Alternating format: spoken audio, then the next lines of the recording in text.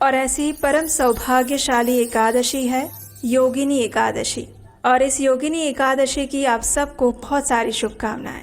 प्रत्येक वर्ष आषाढ़ मास के कृष्ण पक्ष में आने वाली ये योगिनी एकादशी मनुष्य के सुमेरु के समान पाप राशि का नाश करती है, परम भगवान श्री कृष्ण की विशेष कृपा प्रदान करती है और जन्म मृत्यु रूपी इस संसार चक्र से मुक्ति प्रदान करती है।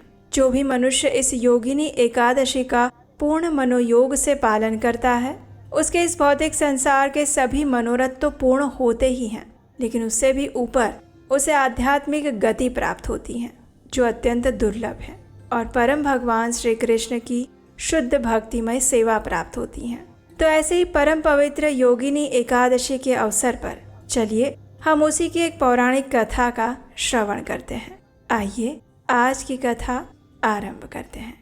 एक समय भगवान श्री कृष्ण और पांडवों में ज्येष्ठ महाराज युधिष्ठिर के बीच वर्ष के विभिन्न एकादशी विषयक संवाद हो रहा था। उस समय युधिष्ठिर महाराज ने भगवान श्री कृष्ण से पूछा, हे मधुसूदन, आपने मुझे ज्येष्ठ मास के शुक्ल पक्ष में आने वाली निर्जला एकादशी के विषय में बताया। अब मैं आषाढ़ मास के कृष्ण पक्ष में आने वाली एकादशी के विषय में जानना चाहता हूँ। कृपया मुझे बताइए कि इस एकादशी का नाम क्या है और उसका महात्म्य क्या है। इसके उत्तर में भगवान श्री कृष्ण कहते हैं, हे राजन, आषाढ़ मास के कृष्ण पक्ष में आने वाली एकादशी को योगिनी एकादशी के नाम से जाना जाता है। ये एकादशी गंभीरतम पापों को भी नष्ट करने की क्षमता रखती है। और अब मैं आपको इससे संलग्न एक पौराणिक कथा सुनाता हूँ, ध्यान पूर्वक सुनो।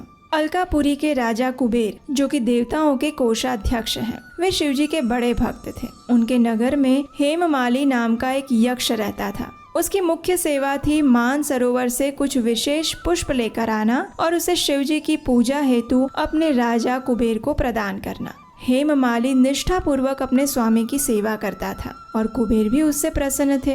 अब यहाँ तक तो सब ठीक था, लेकिन इस यक्ष हेममाली की एक कमजोरी भी थी और वो थी उसकी सुंदर पत्नी विशालाक्षी। जी हाँ, हेममाली अपनी पत्नी के प्रति इतना आसक्त था कि एक दिन ऐसा हुआ जो नहीं होना चाहिए था। एक दिन वह प्रातः मान सरोवर से पुष्प लेकर तो आ गया, लेकिन सीधा उसके स्वामी कुबेर के पास जाने के बजाय वो अपनी पत्नी के पास पहुंच गया। और बस फिर क्या था, पत्नी के साथ बातचीत करते हुए उसे समय का ध्यान ही नहीं रहा और इस तरफ राजा कुबेर अपनी पूजा के लिए पुष्प की प्रतीक्षा करते रह गए। प्रतीक्षा करते हुए 6 घंटे का समय बीत गया। बिना पुष्प के पूजा न होने के कारण क्रोधित कुबेर ने उसी क्षण एक सिपाही को हेममाली के पास भेजा। सिपाही जब हेममाली के घर गया तो उसने हेममाली को अपनी पत्नी के साथ विनोद करते हुए देखा और ये सूचना सिपाही ने तुरंत जाकर अपने राजा कुबेर को दी। बस फिर क्या था, अब कुबेर के धैर्य के सारे बांध टूट चुके थे। इस तरफ हेममाली को भी समय का भान हुआ। उसे अपनी भूल समझ आई और प्रायश्चित करने हेतु वो उसी क्षण राजा कुबेर के पास पहुंचा। भय से उसके पैर और जीवा कांप रही थी। वो हाथ जोड़कर राजा कुबेर के समक्ष खड़ा हो गया और उनसे क्षमा याचना करने लगा। लेकिन कुबेर के क्रोध की ज्वाला अत्यंत भयावह थी। उन्होंने अत्यंत रोष प्रकट करते हुए हेममाली से कहा, हे मूर्ख, आध्यात्मिक सिद्धांतों को नष्ट करने वाले महापापी, अपनी पत्नी के प्रति तुम्हारी अत्यधिक आसक्ति के कारण आज तुमने मेरे आराध्य देव शिव जी के प्रति अपराध किया है। इसलिए मैं तुम्हें श्राप देता हूँ कि इसी क्षण तुम्हारा पतन हो जाए, तुम्हारा संपूर्ण शरीर कोढ़ की बीमारी से ग्रस्त हो जाए, तुम पृथ्वी पर इस यातना की सजा भुगतो और अपनी पत्नी से सदा सर्वदा के लिए दूर हो जाओ।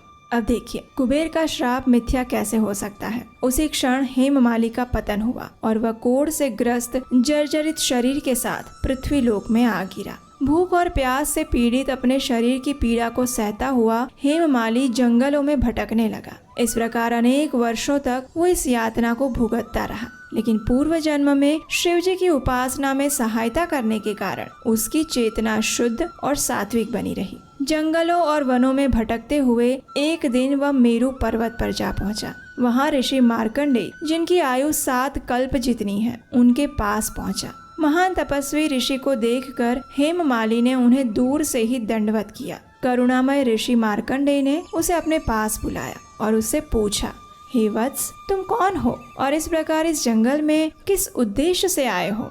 ऋषि की प्रेम पूर्ण वाणी से गदगद होकर हेममाली ने अपने पूर्व जन्म का सारा वृत्तांत कह सुनाया और अंत में हाथ जोड़कर इस प्रकार कहा, हे ऋषिवर, पूर्व जन्मों के कुछ पुण्य कर्मों के कारण मुझे आपके दर्शन प्राप्त हुए हैं। कृपया आप मुझे इस पाप से मुक्त होने का कोई मार्ग दिखाएं।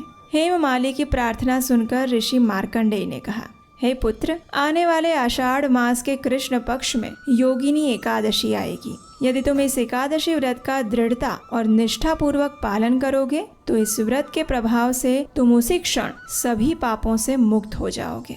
ऋषि के सांत्वना युक्त वचन सुनकर हेममाली की आंखों में अहोभाव के अश्रु प्रवाहित होने लगे। उसने ऋषि के प्रति अपनी कृतज्ञता व्यक्त की और योगिनी एकादशी व्रत के पालन का संकल्प लेकर वहां से चला गया।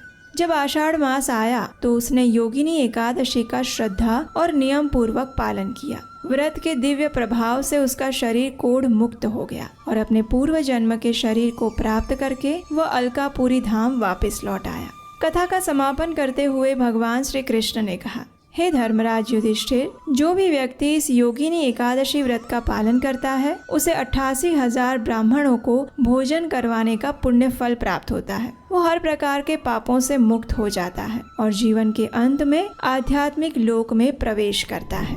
अगर आपको हमारे द्वारा किया जा रहा सनातन वैदिक शिक्षा का ये प्रचार सराहनीय लगता है तो स्क्रीन पर दिए गए नंबर पर अपना आर्थिक योगदान भेज सकते हैं। तो ये थी योगिनी एकादशी की महिमा का वर्णन करती हुई कथा। अगर इस एकादशी का पूर्ण श्रद्धा और नियम पूर्वक पालन किया जाए तो ये ऐसी एकादशी है जो मनुष्य को परम उच्च पद भी प्रदान कर सकती है। संसार के सभी पाप एकादशी के दिन भगवान नारायण की आज्ञा से अन्न के भीतर वास करते हैं और इसलिए एकादशी के दिन किसी